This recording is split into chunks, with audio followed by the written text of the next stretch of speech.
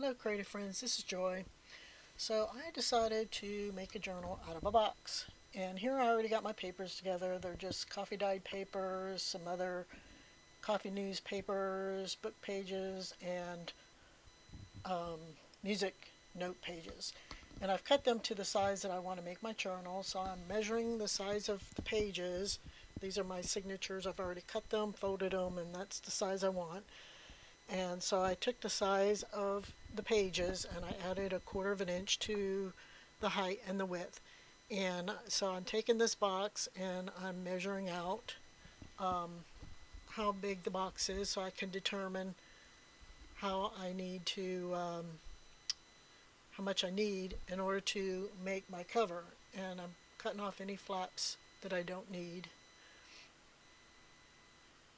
And I decided to cut the box apart because the spine or the side of the box is too wide for what size I want for my spine.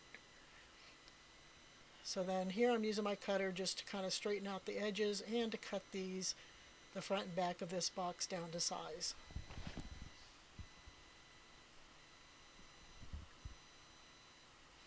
I was going to use this for Junk Journal July, which is why I was making it, but it didn't quite happen. I got too busy in July to actually do anything. So I still have the journal, but I guess I'm going to add it to my collection of journals that I've made so that I can start going through and actually doing more with these journals. But I'm in the process of doing some videos where I'm showing you different ways that you can make and bind journals. And so that is coming up, and I figure, well, once I get all these journals made, then I'm going to start pulling them off the shelf one by one and start filling them up. I've had this on my list for, may I say, years to do this. And I decided it's never going to get done until I actually do it, so that's what we're doing. So this was actually just an impromptu journal I decided to make, because normally I will make a journal as needed for whatever purpose. And again, I had made this for Junk Journal July, but didn't get a chance to actually use it or do anything with it. And so then I got on this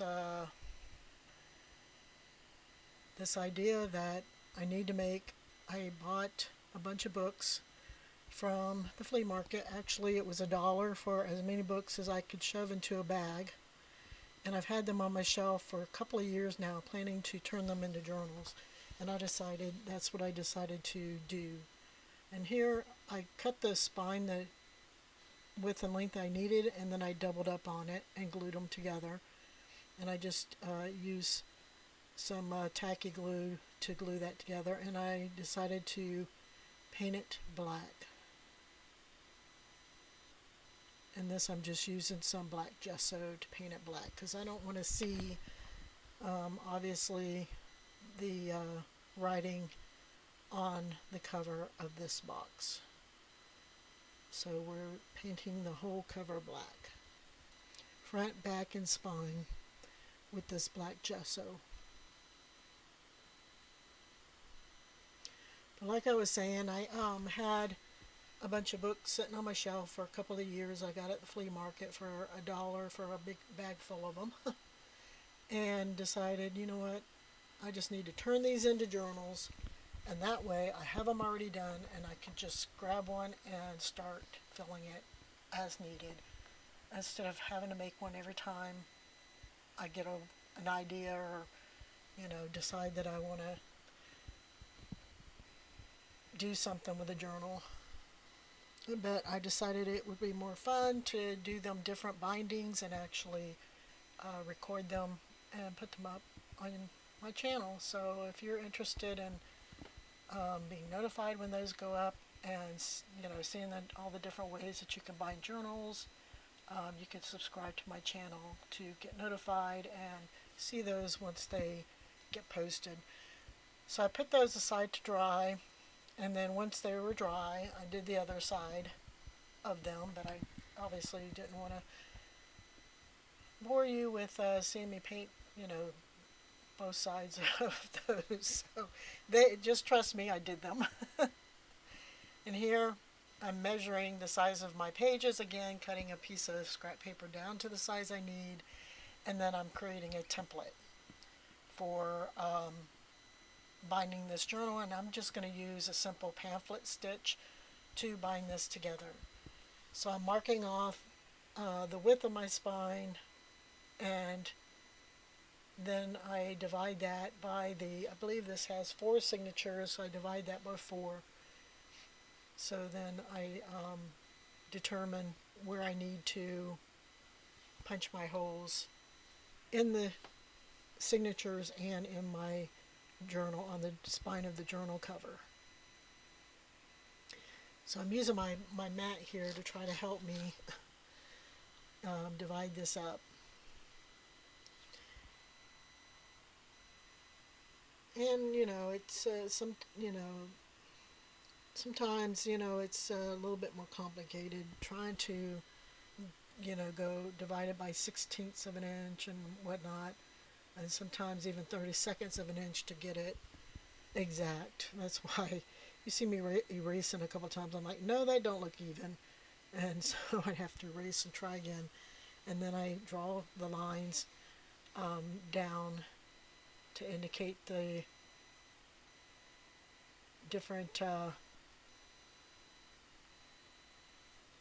did I do 3? It looked like I did 3. Maybe I only have 3 signatures to indicate where I'm going to put those signatures. And then I fold the piece in half to get the middle, and then I go 3/4 from the top and 3/4 from the bottom to get the top hole and the bottom hole. So then I have this, piece of packaging that came in something I don't remember, and I fold the paper on one of those lines, and I put it in the first signature, and I make sure that everything is snug in there, and I paper clip the pages together, and then I poke my holes for my signatures. And then I pull out my paper and I go on to the next one.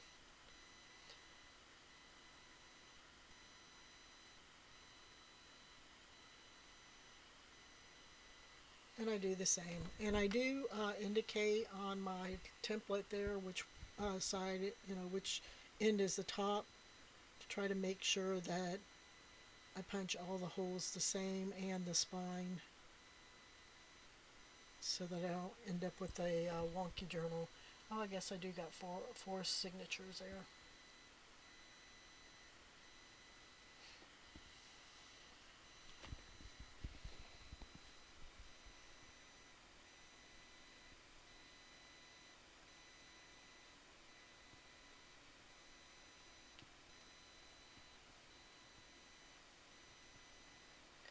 So I just go through and do the same for all 4.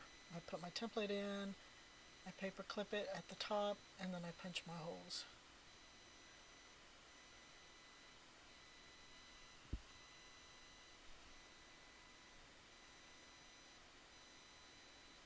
So then my spine here is dry, and I had this ribbon I thought would work really good on the spine. So I'm gluing this, and I'm just going to wrap the whole spine with it. So I'm using some of this tacky glue. It's gosh, I can't remember the name of it now. It's like 3-in-1 glue, but it's got a different name. It's the same. Oh, Fabri-Tac. That's right. And I'm gluing that piece of ribbon down to one side, and I have it, I had it clipped because I want the where the 2 ends meet when I wrap it around on the inside of the journal, and I'm just making sure that that's secured down onto my spine.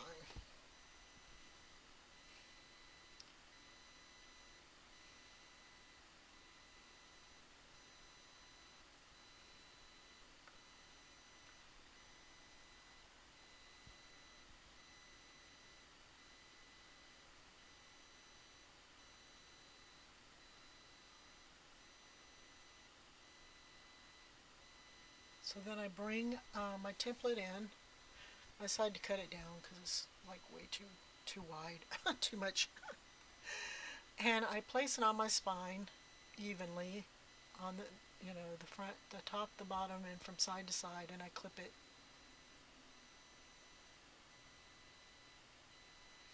Because I want to go ahead now and punch my holes. Because I want to do a hidden spine or a hidden binding on this journal. And so I'm just very carefully making sure that I've got that on the spine evenly, and then I punch my holes on the spine for the signatures that I have. And I made this a little more complicated than it really needed to be because I decided to use this ribbon to wrap around, as my binding, but also to make it like a hidden binding where you can't see the strings on the back of the spine, whereas normally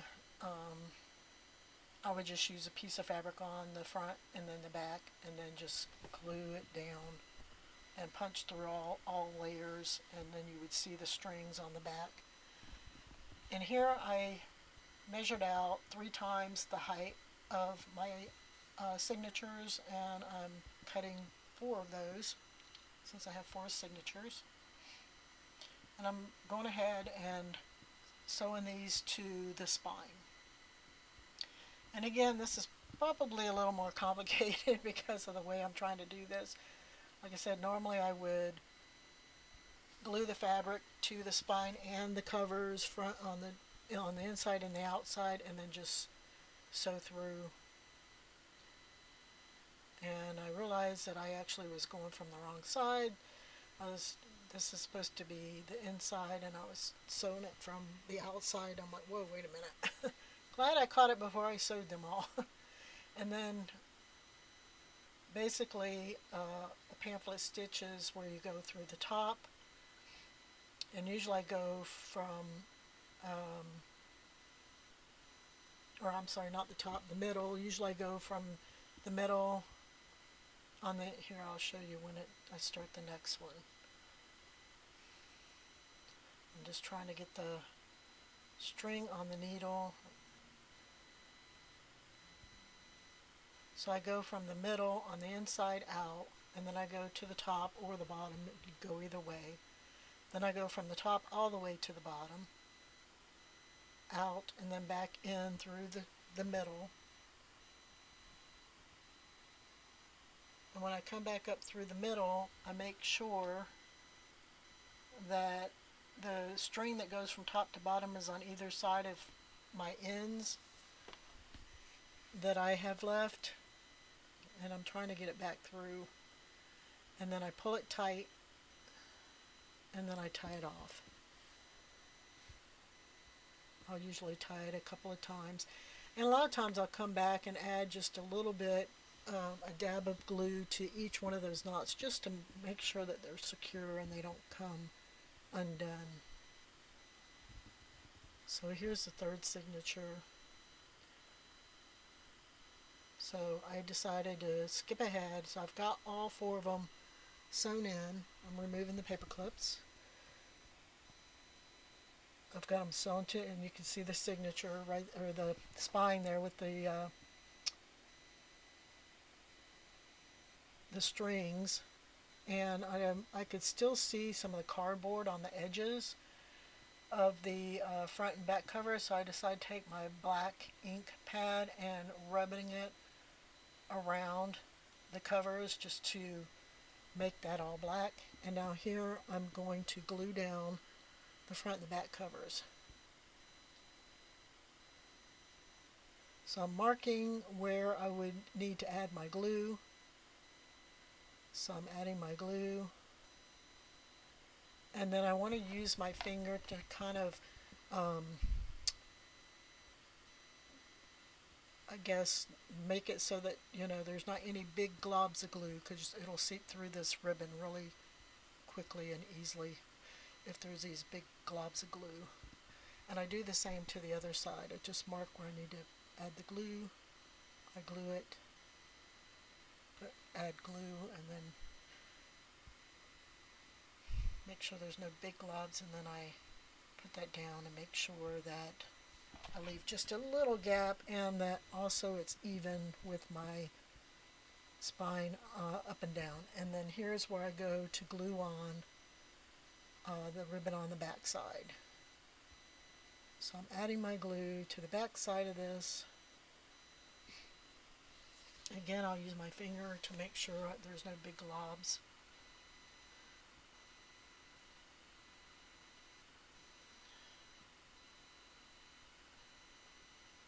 And then I glue that down over the front and the back. And then I have to trim off a little bit because it's a little long. And then I was able to kind of lift up, add some glue, and then lift up my signatures to tuck that under to finish that off on the bottom.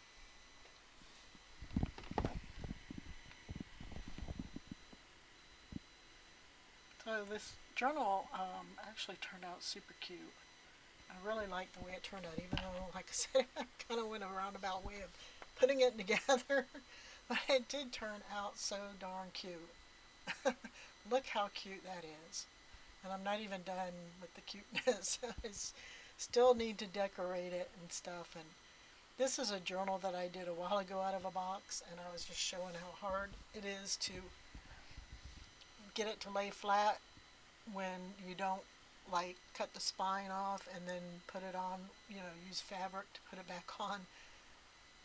So it's kind of like I've gotten to that point where it's like, instead of like leaving the side, like some of my journals I would make front and back. Oh, here's where I show you how I decorated the front. So I did a little bit of lace down the side, and then I had this doily, printed doily. It's not even a doily, it just looks like a printed thing that I got.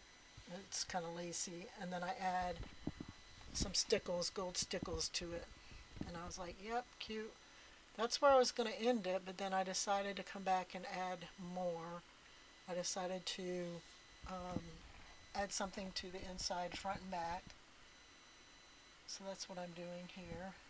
I'm going to add a little ribbon or lace. I decided that, I needed to add something to tie it closed. And so I added the ribbon, and then I added a piece of scrapbook paper to cover that on the inside. And then I did the same to the back side. I added a piece of ribbon,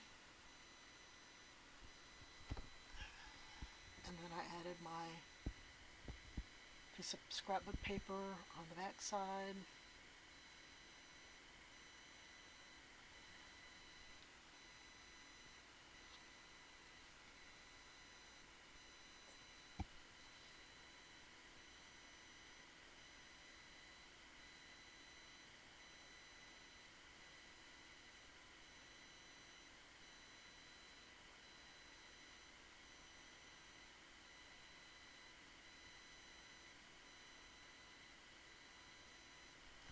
Just making sure everything is glued down well.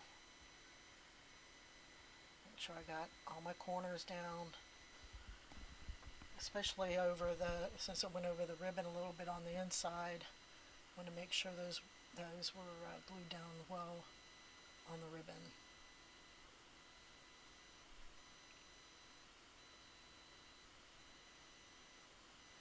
And then I decided that I wanted to put some little metal corners on the journal, so I got those out and put those on the journal. And this was all of this extra work was after the stickles had dried. I thought I was done, but I came back the next day and decided to add more to it because it's just so stinking cute. So I'm adding the metal corners onto the journal. I mean, the box that I use, and of course nowadays these boxes are getting thinner and thinner, was a little thin, and even with the black gesso on there, which helped to kind of thicken it up, I still felt like it probably could use, some support on the corners. So that's why I decided to add some corners, and plus it's cute. And here I'm tying a little bow. So you can see I can tie that shut with the little bow.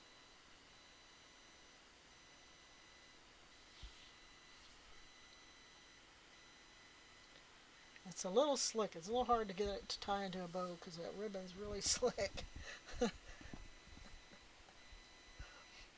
But there you go. I mean, when I get done fussing with the ribbon, that's the little journal I made. I hope you like it. Thanks for watching, and we'll talk to you next time. Bye-bye.